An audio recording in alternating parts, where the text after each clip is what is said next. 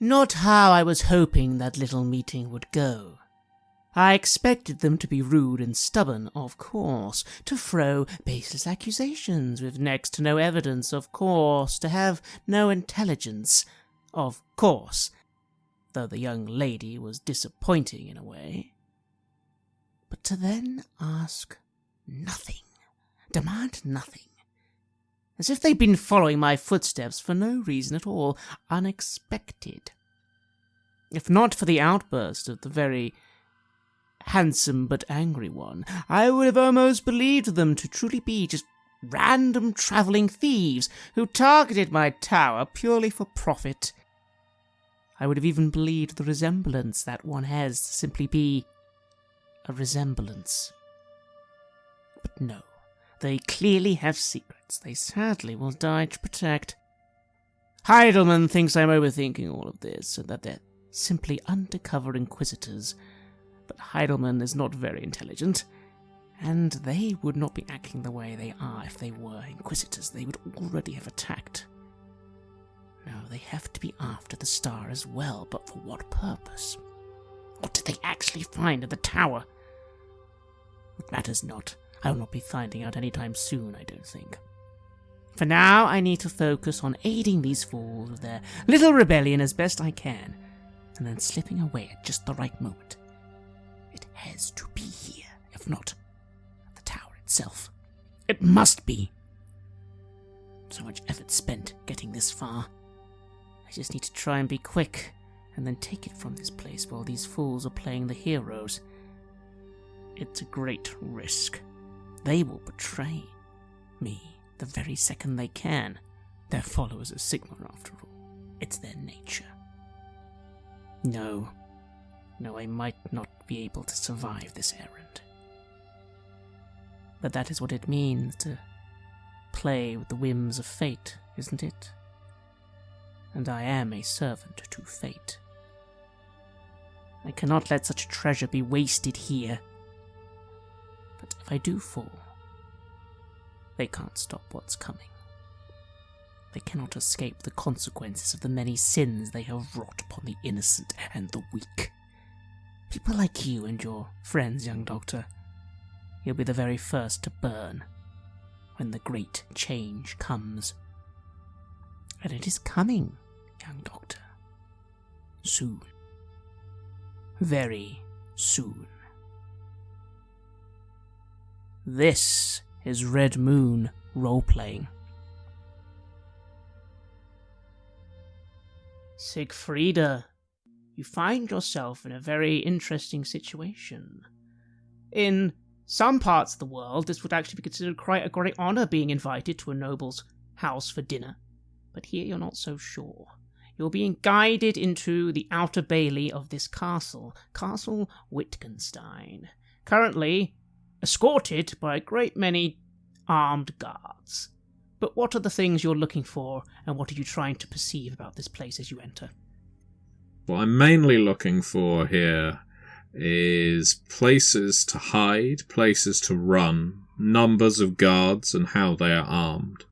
I'm trying not to be quite obvious about doing so. I want to look around as if I am simply a dignitary or visitor who is interested in the local scenery, as it were.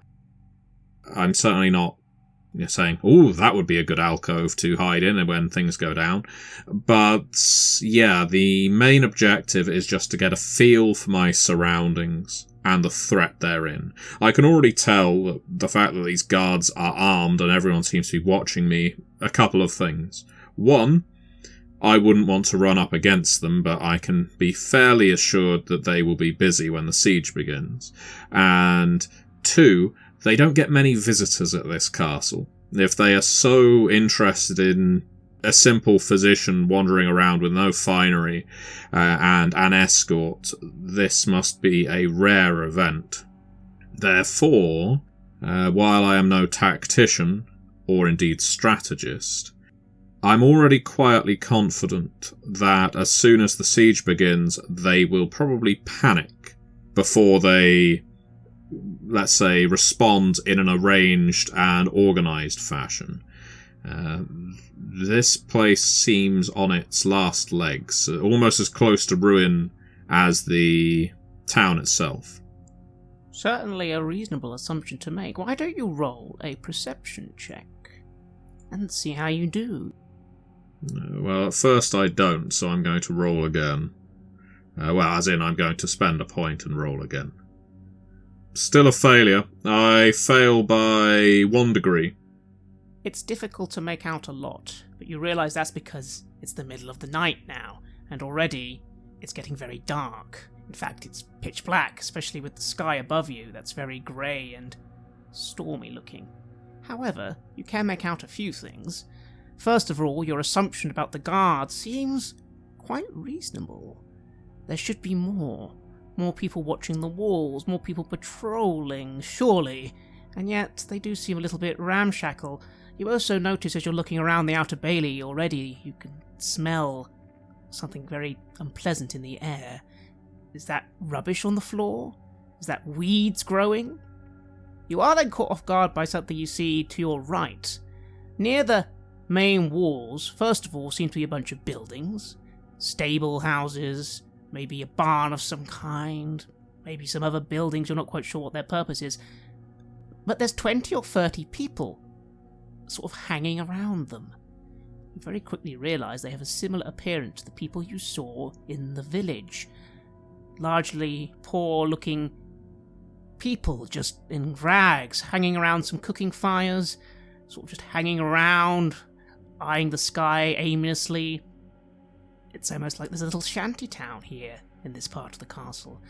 Places to hide, well, you could hide there, although you might not be alone would be the problem. To your left, things look a bit more normal. A big building, 2 stories, fortified. Is that perhaps the armory or a barracks? There's also a tower near that middle gate. You can see it from here. There's the land bridge connecting the inner and outer, and there you can see the gatehouse. Yes, if you had control of that, you could control who comes and goes, but if that was closed off, well then it would be very easy to surround any invading force in this outer bailey, especially from those walls. So, places to hide. Quite a few, really. But whether or not you'd be alone or those places would be safe is another story. Still, for the moment, you're just told to wait, and the guards then briefly start moving off. Some of them anyway, some still keep an eye on you. Am I free to go up to these campers in the courtyard? If you start moving that direction, the guards keep watching you, but they don't tell you to stop. Hello there. A woman looks at you, dirty. Clearly hasn't washed for some time. Her eyes have a bit of an odd expression. She comes towards you quickly. Food? Food? Do you have food? I'm afraid I don't have any food on me, no. Who are you that lives in the castle courtyard and not down in the village? We're sick. And then another man starts coming towards you. You look like you've got food. Why are you lying? And then a third man. Suddenly, the crowd of people seem very animated and interested in speaking with you. What do? So, do they look sick? Do they have pock marks or buboes? Are they drooling bloody spittle? Any of, are their eyes bloodshot? Are there any telltale signs other than the fact that they are clearly, I guess, mentally addled, and maybe part of that's through starvation? Well, they definitely look starved, that's for sure. They definitely look like they have some rashes, and one of them has a bit of a bulge on his neck. The woman is moving, and does she have a little arm? You think she has an extra arm. And then another man in the light of the fire suddenly comes forward, and his eyes are bulbous like a frog's. And as they're beginning to approach you, you feel the guards behind you come forward, and one of them just says, back, you fucking dogs! This one's not for you! And there's a clicking of crossbows, and you see some of these people immediately begin retreating back into the little shanty town they made, like, sorry, we just want food! I will back away. My mind is now filled once again with the memory of that insectoid baby that I saw. Well, how long before I go in then? I ask one of the guards. The guard who comes towards you, again, it's hard to tell them apart because every single one is wearing this closed helm, simply says, "Give it a minute. I have to announce you to the lady. I'd be careful among this lot. They might try and eat you if we weren't here." Well, I suppose you should be careful too. You don't want them to get too hungry or they might try and eat you. They can't harm a fly against us. We've got weapons, they haven't. And they wouldn't dare. They know we serve the lady. Well, that must make you feel very safe. It does. Good for you.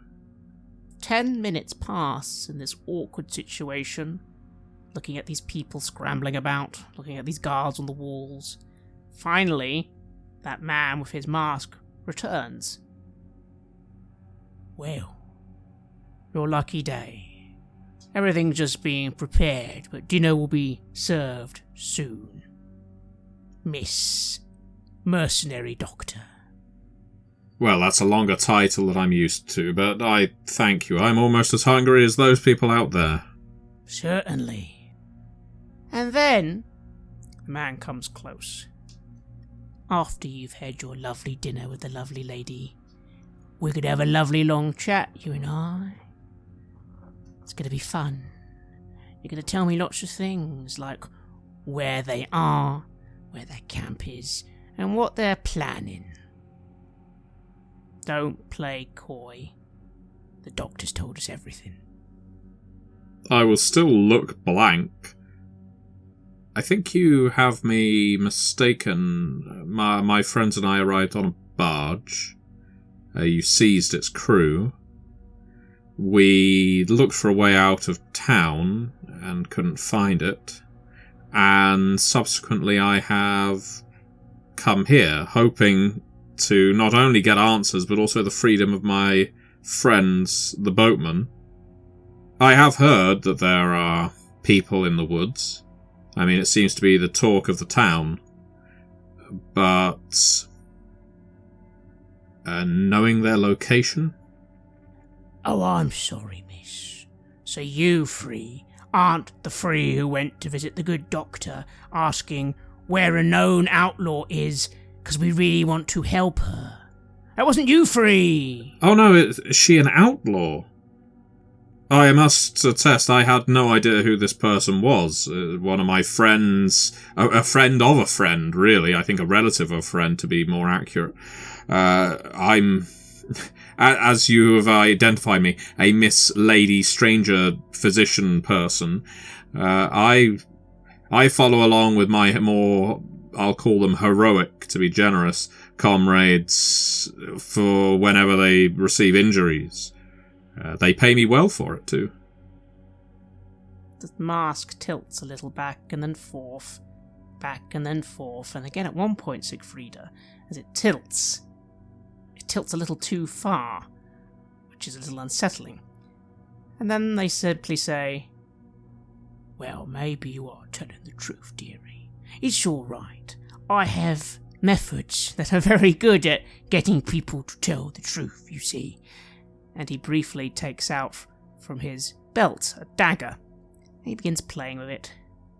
"So after dinner we're going to have a chat, and don't worry if you really are completely innocent and not actually with the rebels in the forest plotting something. Or the dagger will reveal the truth, won't it? It always does." I'm sure you have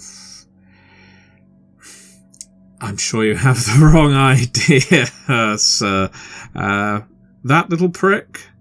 I don't think you could hurt or intimidate a wee woman like me with something like that. "I'm looking forward to trying. After dinner." And then he bows, and then motions for the guards to begin escorting you towards that bridge. And that bridge begins to open before you. Looking up, okay, death murder holes, there's 4 people up there.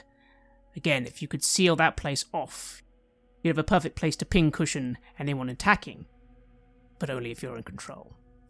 But it does seem as if you are moving out of the outer bailey and further into the castle. under heavy guard, of course. Meanwhile, somewhere else, at the same time, who's leading the way, Heinrich or Kruger, into this dark cave? You have torches, of course, for light. You have a few bits of equipment with you, just in case someone needs to use a rope. Who's leading the way? That would be me, I think. I'm trying to keep an eye open for whatever is down here. You know, it's not unlikely that they would have some idea of this route, and that it would be booby-trapped in some way. So I will, in particular, keep my eye out for just such contraptions. You are leading the way. Initially, you don't see anything like a booby trap. Everything here looks far more natural than you're expecting. The walls are stone and wet. There's the sound of running water from somewhere. You can quickly see that you're in caverns. These aren't big caverns, they're quite small. And there's several places you could go. Left, right, up, down. There's a lot of moss and foliage everywhere. Do you think at one point you hear something making a sound from somewhere? You're not quite sure. It's very echoey down here. How do you lead? I'm just trying to follow my gut really here in terms of navigating this. I'm also looking to Heinrich to see what he thinks. I seem to remember him being quite good at finding his way around places and things. I suppose we're playing to our strengths, yes. Kruger being more perceptive than I, but to whatever degree I'm capable of navigating underground, I would certainly give it a shot. Caves wander up and down and left and right, a bit like rivers in that way. So I'm hoping at the very least we could, I don't know, maybe find a breeze coming from some direction. That might be the way up. Or, if nothing else, just avoid backtracking on ourselves. Would you like navigation from me? Yes, please roll a navigation check. -10. Caves are harder to navigate than towns or rivers, especially caves like this. Let's see how you do. I regret to report that we might be lost. That is a 67 above, with the penalty of -10 you said, 29, so I would normally roll fortune here, but I suspect I'm going to need it later, so... This is unfortunate, Heinrich. You weren't expecting this. When she said tunnel, maybe you assumed literally a tunnel going straight there, but this seems like a cave system. You kind of poke your head one way, poke your head another way. Again, it's all completely pitch black now in here, apart from your torch. You can hear water coming from somewhere, though. Latrine system. So maybe you need to follow the sounds of water. That's probably a good start, but other than that, you don't have any confidence in the way you're going. But, again, that tunnel going upwards, you think you can hear water coming from that way, so maybe following the water is a good start. That makes sense to me. I will look to Kruger, confessing, of course, my total lack of confidence in this answer. It's more of a hunch. And I say, I don't think this is what they meant when they said shit flows downhill. A bit literal, but... And I will gesture up that direction. And say, do you hear that? Yeah, I do. I have no idea where we are, but I mean, it's surely, if we're trying to go to the top of the caves and the water, that's the best I've got. Hey, it's an idea as good as any other. Maybe we can wait for the others to catch up with us as well. Just to see if they have any thoughts as well before we move forward. That does call attention to something. You mentioned we have rope. And if it's not too much to rewind, I would like everyone to be attached to a rope. If we have, 100 or so feet of it, we can stretch it between each member of the party. That way, if someone gets pulled off into an alcove by a monster of an indescribable monster, that we would all know, that no one can get left behind. Is it out of order to ask for that? No, that's totally fine. You could do it right now before continuing. You take a moment to make sure everyone's attached by rope. You hear Kurt say, "It's a good idea, boys, although we have to be careful if someone slips or falls. We're not ready for it, we might all go, but at least we'll know. This is good. Good idea." And then with that, I feel more confident proceeding forward.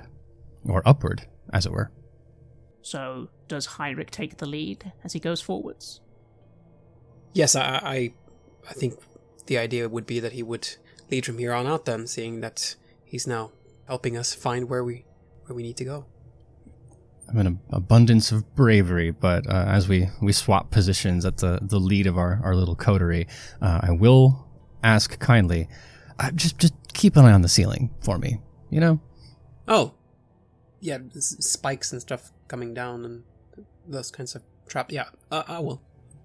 I was referring to being ambushed in the tower by something crawling along the ceiling. Oh, yeah, I can look for that too. Mm-hmm. Yeah, just obviously a weakness in my skill set. Chuckling a bit moving forward. And so, you lead the way. Please roll a perception test at -20. Hard to see in the dark, even with a torch. At a -20? Oh, that's cruel. I would have passed, but not for the penalty. That is a 39 under 49, but with the modifier it becomes a 29. Indeed. You begin leading the way. 5 minutes pass, you find yourself in a smaller, dark cave tunnel, but at least there's less places to go now. Everyone's moving along, single file, attached by rope. You hear someone then mutter something, and then you see something. Underneath your shoe, a very strange-looking piece of... is that string or a vine? And as you're thinking this and realizing you've stepped on it, it suddenly moves. Could you roll an athletics test, please? 48 under 49. You dart your foot out of the way as whatever is on the ground suddenly comes to life, writhing, lashing, and then retracting into a hole in the cave wall. As you do this, you hear commotion and you feel the rope begin to tug. 2 people suddenly scream in agony. Oh, fuck! Sigmar! And then you, Kruger, please roll an athletics test as well, as you look down. That is 19 under 42. That's 3 degrees of success. You manage to instinctively sort of just charge the wall a little, looking down at your feet. And you see them as well. There's a bit of commotion behind you. 2 people are wincing in pain. You see that one of them is clutching his leg. Whatever these things are, they're gone, but you can hear something in the walls just going like... What do? You hear Kurt say, "Ah! Damn it, lads! Lashworms!" Well, lashworms? You see some of them beginning to try and comfort the 2 injured men. You look around, panicked, Heinrich, but you don't see them anymore. Kurt suddenly comes over. "Oh, it's all right, lads. Just fucking watch the walls, all right, lashworms. They lie in wait, and they wait for prey, and then they fucking lash you. In this case, 2 guys have had their foot really badly injured. Are you 2 all right? You're lucky it didn't get you. It can be really fucking painful." Yeah, there but for the grace of Sigmar. Are they going to be okay to proceed? Well, they have to be. There's no turning back. It's all right. They begin doing some first aid, although you can tell this is very basic stuff. If only Siegfrieda was here. But you continue, although it seems 2 of your number are now limping a little. Well, it gives me reason to proceed more slowly. I guess ceilings and floors are my perceptive weaknesses. But we have to go forward. I will give a small, not concerned, I guess, look to Kruger about how we're off to a great start. But we've committed, so forward we must go. You have to admit, Kruger, you didn't see them either. You're looking down at the holes apparently these things live in, and it's like almost like a mouse hole or something. Very hard to have seen. But you can kind of see a few ahead now, and everyone is a lot more cautious, and you realize if you just step over these fleshy things, they don't seem to respond. I think there's a way for us to bypass them. Just keep our eyes open. At least it's not like a trap, you know? It's just wildlife. We can manage wildlife. No traps yet. There's still room for excitement in our journey. Said as Heinrich now is taking dramatically oversized high steps over these little mouse holes. Indeed. Meanwhile, Siegfrieda, you are led through the middle gate, and you begin to see the inner bailey. This is something that you've only been able to see the corners of just a little when you rode on the river, but otherwise you haven't been able to see much of it all. Before you, is a great castle. Maybe 2 or 3 floors, large towers ascending into the air. There's some sort of courtyard before the castle, although there seems to be something in it. Some sort of hole. You can't quite see from where you are, but there definitely seems to be something, just like a hole or something. A pit or a well? Something like that, quite large. There's also a lone tower, sort of like east of the main castle. That's unusual. And then there seems to be some sort of garden house aviary construction next to what looks like an old church to Sigmar. Again, there's not many torches here though, so all this is kind of in the gloom. What you weren't expecting is also, just before all this, a large dinner table has been set outside. There are several chairs. There seems to be some sort of food at said table, and you're being led to this area, currently empty, but again, you're aware that there are now at least 10 guards here. It does occur to you that, in terms of distraction, you're doing very well. These are 10 guards not watching anywhere else, just you. I will ask the masked escort of mine. What's with the giant pit?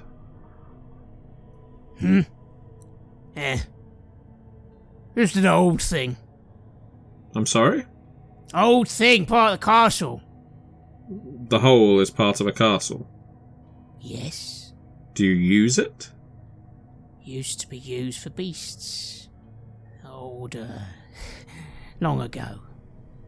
Before your time. Yes. I'm sorry, it's difficult to gauge your age.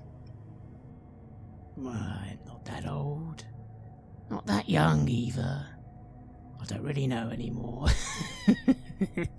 No, I would have guessed by your voice and the slowness that you are fairly aged, but as I say, I have no way of knowing. Young lady, a reminder. You are currently a guest of our noble lady. If I had my way, I'd already be cutting you. Oh, I have no doubt you've made that quite clear that you are not exactly a genteel butler. No. But ultimately, I am a guest of the lady, and that doesn't require me to be polite to the servants. No. When we talk later and I find out you are part of those bloody rebel bastards. Yes. Let's move on. My stomach is rumbling. Another guard gestures for you to take a seat at this table. There are several candelabras currently being lit by... there we are. These people aren't guards. They must be servants. There's a sort of hunched individual, again wearing a very raggedy serving costume, and there's 2 others suddenly putting plates and putting down food. One of them moves very strangely, and you realize it's because one of their feet is several feet, and they're kind of limping on it. And then the other person putting down the food, their shoulders just bulge to a massive size, far bigger than the rest of their body. But they are putting down the plates of food rather skillfully, all the same. They're not just rampaging about. I imagine they've had much practice.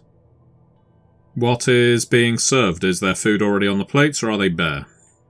Currently bare. It looks like there's some sort of gruel in the middle of the table. Some bread, looks a bit stale. Some sort of chunks of meat, maybe smells a bit like boar. Mm-hmm. And there is some sort of glasses, maybe even a few bottles of something. Okay, that's a red wine, you know that name, brewed in Altdorf. Old year. Well, I'm no connoisseur, and I haven't exactly grown up to wealth, so eating grits and biscuits and boar isn't exactly the worst dining experience I've ever had. But I would wait for the lady or ladies to arrive. I know that there's a baroness or baronet and potentially another one. You do. And so you sit and wait. 5 guards take to your left and 5 guards take to your right, sort of just standing near this tabled area. That doesn't look normal, by the way. It looks like these tables have just been brought out. Maybe for your benefit. Again, some of the guards are armed with sword and shield, but some do have crossbows. Something to take into consideration. And then, of course, this man, I think, is this the one Sigrid mentioned? Schiff Doppler. I think he introduced himself in the town. He is keeping some distance, but always keeping an eye on you and holding a long sword at his side. And that's the one with the mask. Yes. And then finally, something happens at the castle itself. The gates are opened. Although, to be fair, these gates at the castle itself are more big doors, as opposed to big gates. You notice as you're looking around as well that apart from the people with you, you can't see anything else happening anywhere here. There aren't really any lights on at the castle itself or that tower, and you don't see guards patrolling the walls here. I sigh and put my elbows on the table. This is all very pleasant, I say to Doppler, my friend, and I give him a smile. When am I to be joined by the ladies of the house? Masked figure simply gestures to the gates opening, and there you see 2 people emerging from the castle. My impatience will be my undoing, I'm sure.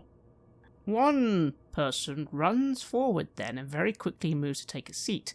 You haven't seen them before.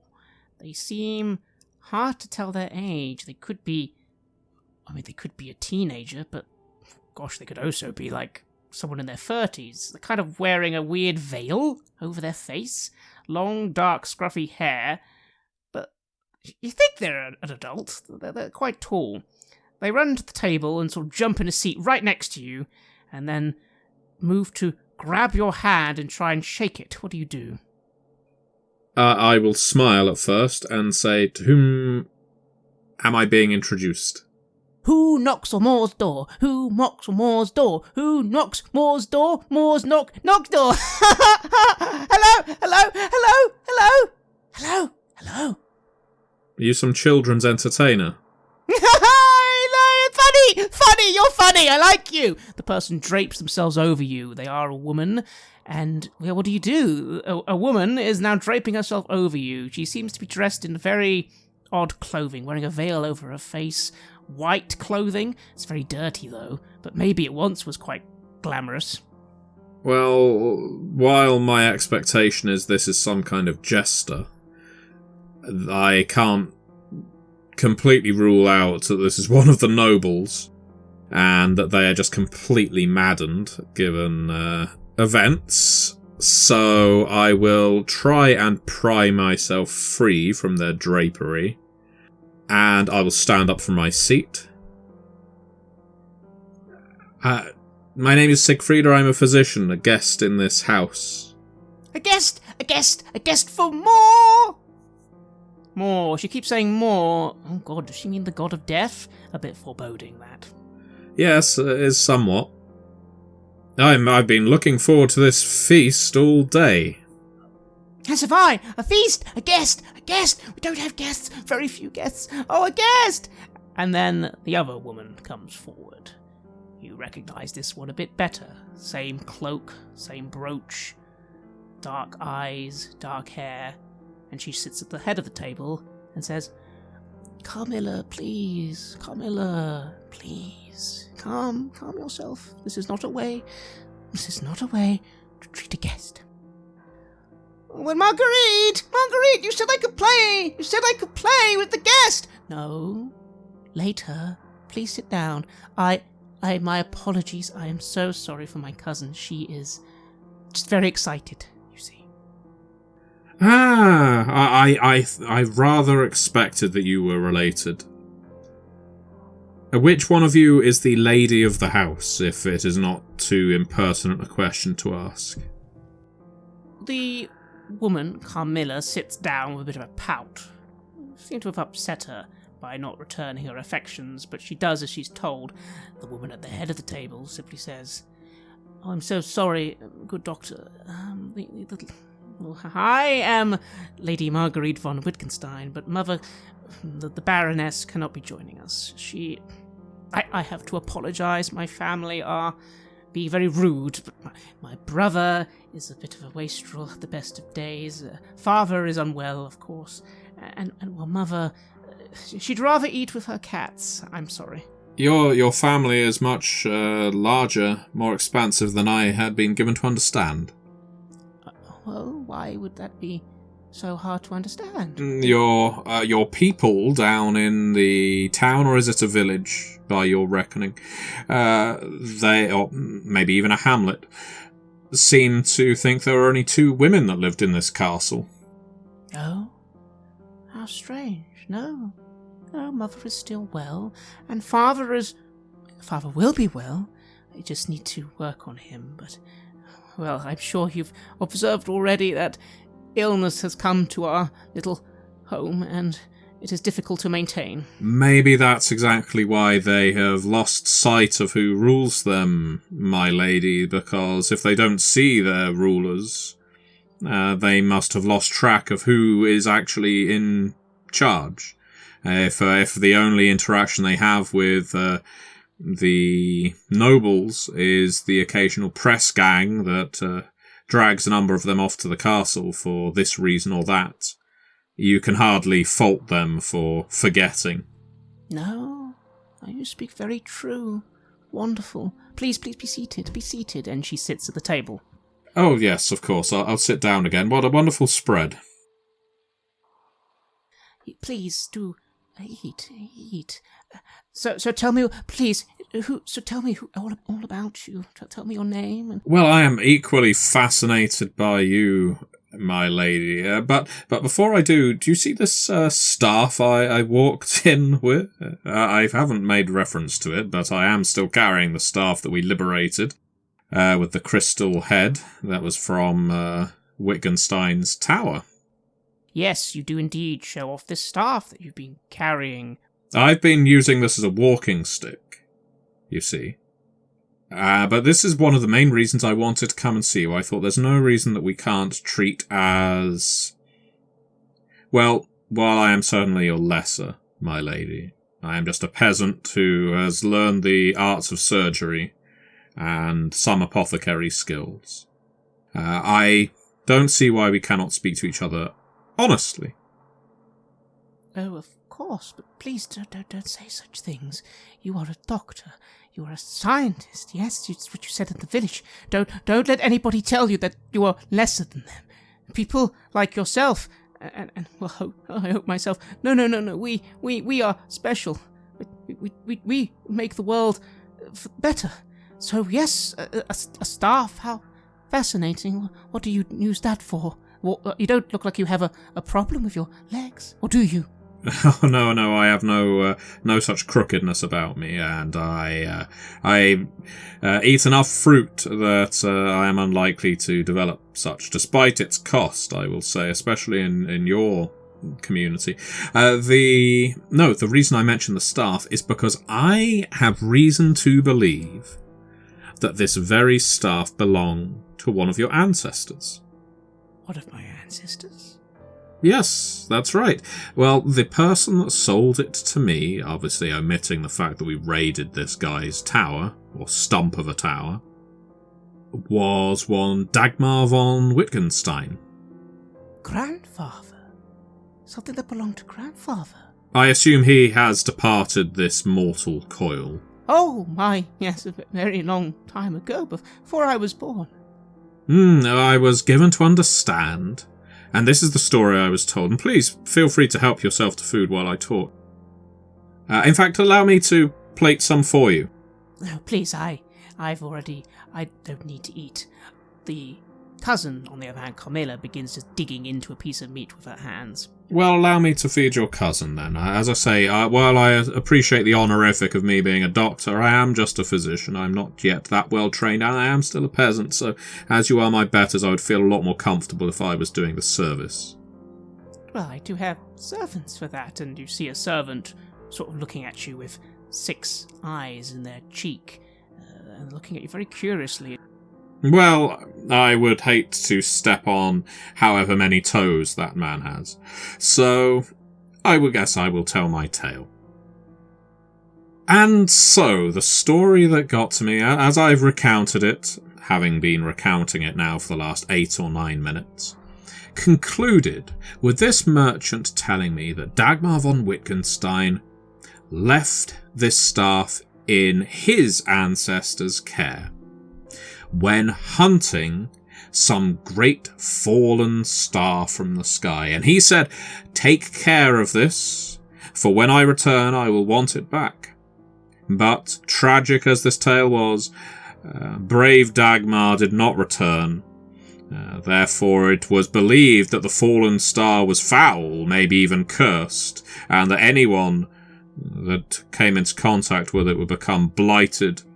And so the staff, of course, fell into different hands, but eventually returned to the family that was orphaned it, and then eventually I bought it off them because they had no more emotional attachment to it. And then what would happen? Then my friends and I sailed up your river and found out this was Wittgendorf, and why, I thought, Wittgenstein, Wittgendorf, yes, of course. I have returned an artifact home to its natural family. My, what a story. That's fascinating, truly. Although I do feel, again, you're not telling me about yourself. Don't get me wrong, this is lovely. You are actually surprisingly correct. It's funny, in his journals, he often spoke that this was something kept quite secret, but maybe not, I suppose. Yes, he did indeed research a few things, my grandfather. Some of it very, very interesting. Some of it a little misguided, though. Hard to tell initially. But yes, thank you for returning this item to me. And yes, he was indeed he was interested in the stars, in astronomy, my grandfather, among other things. So I understand, is that an interest that's passed down to the rest of his descendants? I wish. No, only myself. My father doesn't mind it, of course. My mother thinks it's unbecoming of a lady. But, again, she thinks anything scientific or academic is unbecoming of a lady. You understand, I'm sure. Well, now that we're friends, my lady, may I ask and I look around at the guards, maybe a question just between us girls? She leans in a little, and Camilla is also listening, although she doesn't really seem to be understanding most of the conversation. Certainly. And I leave it to you if you wish to dismiss the guards while I ask this, because it's a question of a rather personal nature. I am a physician after all, and I look at her in a way that a doctor might scrutinize a patient. Mostly to put her ill at ease so that she doesn't feel comfortable with my sharing whatever this proposition might be in front of insectoid guards and their many-feeted brethren. Yes, I would like you to make a charm roll at a -10. Let's see how you do. Oh, okay, it's going to be a challenge. Oh, good roll. Okay, I get a 12. So that is 3 degrees of success. She leans in and she says, "Well, you can speak here at the table." Okay. She motions for the servants to leave the table, and they all do. Camilla leans in very curiously. You do notice her looking towards the guards and saying, "I'm afraid I can't get rid of them, though. Lieutenant Doppler is very, very protective, and he's right. We need to be careful. But yes, go on. What do you want to ask me?" Well, that's all right if you trust him with your personal... "Well, he can't hear us right now." And again, she stands up and does move to your side. Just a little. Well, very well.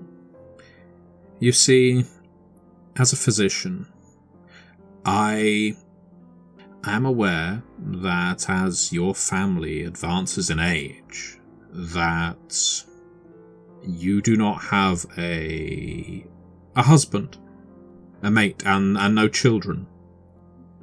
No. I wondered if there was some kind of medicinal treatment I could give you to increase your chances. I certainly know some eligible gentlemen from outside of your town, so not as plagued as many of your people, who may be able to help you in that regard. She smiles. Again, she's got much closer. She's very pale indeed underneath this hooded cloak. Her skin is sunken in a little. Oh, bless you. What a lovely offer, but no, I don't want children, or need them. Very soon, I'm going to have something much better. I'm going to show you it, because you're a scientist. That's why I want to know. Please tell me about your fields of science and doctoring. Where did you study? That's what I want to know, because I want to get your opinion. Not on childbirth or anything like that. How silly. No, my house will have heirs. I have a sister for that. I'm sure she's doing something where she is. I am a little crestfallen because, well, I'm hoping to drag out the distraction for as long as possible. I don't really want to be dragged off to a pit where horrible scientific experiments are being practiced, but I rather anticipate that is on the cards, so I will say, well, truth be told, I am a certified member of the Physicians Guild. I unfurl my scroll as tradition dictates. Yes, wonderful, wonderful. I'm sure you've made some observations already about the illness. What have you deduced just from your first glances? I'm curious. In honesty? Yes. And I hesitate, my little tongue between my teeth. She seems strangely receptive and more curious than threatening. That's not to say I'm not underestimating the danger here, but I feel like I could probably be open and she would validate certain theories without feeling insulted. Nevertheless, as always, I weigh up the odds. If I say the wrong thing, I am at risk of being skewered or fed to the cats, or the family, or the poor starving peasants out in the courtyard. So, I look at her for a while. Well, it's an unnatural malady. It isn't a plague by infection. It is based on my study and my study of your grandfather's work, some manner of chaotic alteration.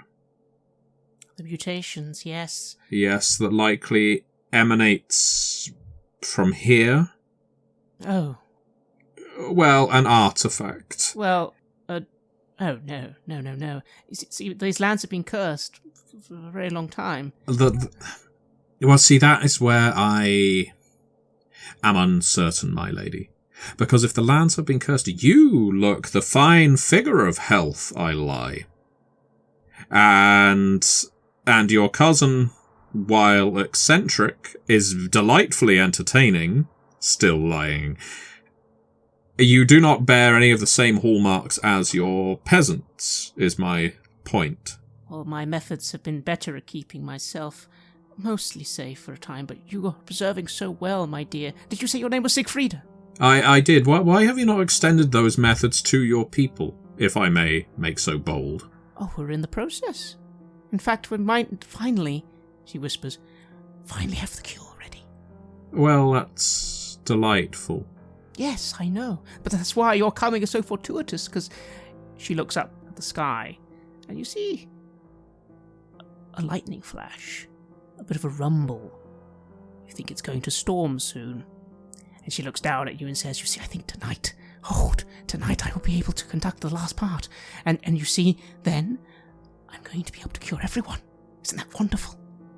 Oh, I'm so close to her right now I could just open her throat with my scalpel. You certainly could.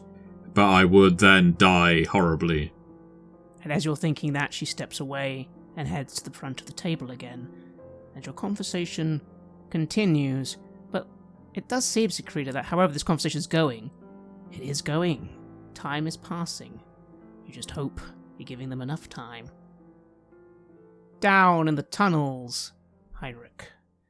It's been moving around now for about 10-20 minutes. The tunnels open up again. Damn, another choice of left, right, up, down, forwards. And then you hear something. Just coming down from one of these tunnels. Something going...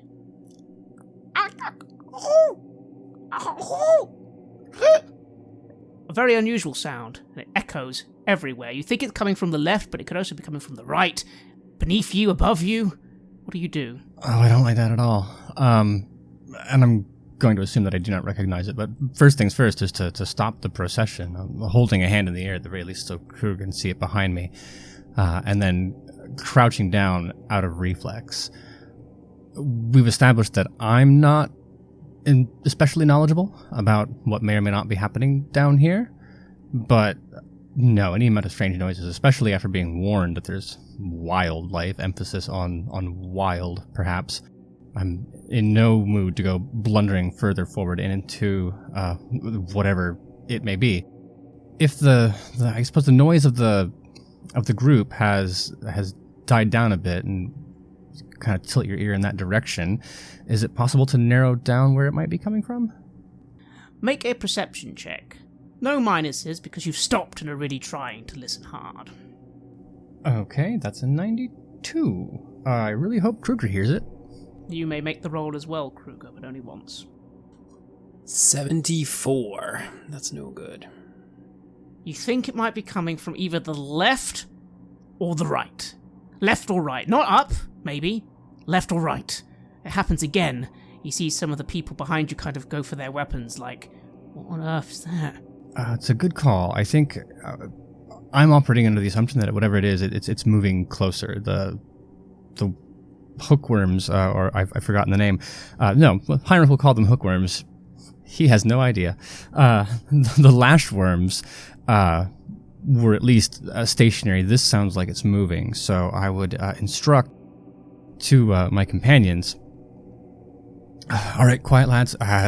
Circle up. You two watching on the left there. You above, and give orders so that we form. I suppose in the confines of the cave system, it would be more like a rectangle, but essentially trying to form like a pike square of alertness, that we at least have eyes and swords pointed in every direction, and then we can inch along where at the very least there's no blind spot. And you do so, getting all together, forming a barricade best you can. Sadly, though, it's difficult. So many entrances and exits here. But you begin moving forwards. Kruger, you're getting ready, looking around you. Roll a perception check. 26. That is 2 degrees of success. And you look, and you stop. You look down. Is that a snare? You've realised you were just about to step into a snare, but you stop yourself. And then just at that moment, could both of you roll athletics checks at -10 as you feel movement within your group of people tied together by rope. Oh, finally. I'm back on it. I have a 7. So that is 4 levels of success. 32 under 42. 1 degree of success. There's a sudden ripple among you, but both of you keep your footing. But 2 people don't. 2 people suddenly are hoisted into the air. What the fuck? And then 2 of your number are suddenly in the air. Again, it's a miracle that you don't follow them. And then just as you're taking the situation in, an axe flies through the air. It hits one of the people dead center. They scream in agony and then gurgle their last breath. You're under attack, Heinrich. And it doesn't look good.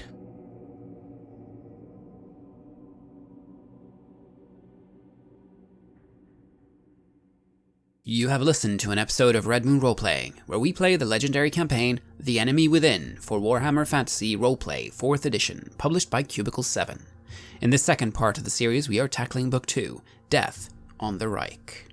Joining us as players in this series are none other than Aaron Hammonds from Queen's Court Games and our dear friend Matthew Dawkins. The music was made by Flowers for Body Snatchers, Wordclock, Metatron Omega, Ager Sonus, Apocryphus, Halgrath, and Northumbria, featuring a number of collaborations with other artists, and was used with permission from their label, Cryochamber. Check out their website at cryochamber.bandcamp.com or their YouTube channel for some moody, dark ambient for your gaming table. We would like to give massive thanks to our champions of the Red Moon, Martin Heuschober, Nastasia, Raulerson, Simon Cooper, David, Julia, Camilla, Bob Lange, Cameron, Antxon, Graham Barey, and Daniel for their generous support. And we would of course also like to thank all of our other patrons. Without your support, the show would not be possible. If you want to support our work, please check us out on Patreon. You can get access to bonus campaigns for Cult of Divinity Lost and Coriolis there, as well as get early and raw access to all of our recordings. You can also hear your name read on the show as a champion of the Red Moon, as well as play Cult with us. Most importantly, that support is what keeps the show going, so do check us out there. Thank you again for listening, and remember that Skaven are definitely not real.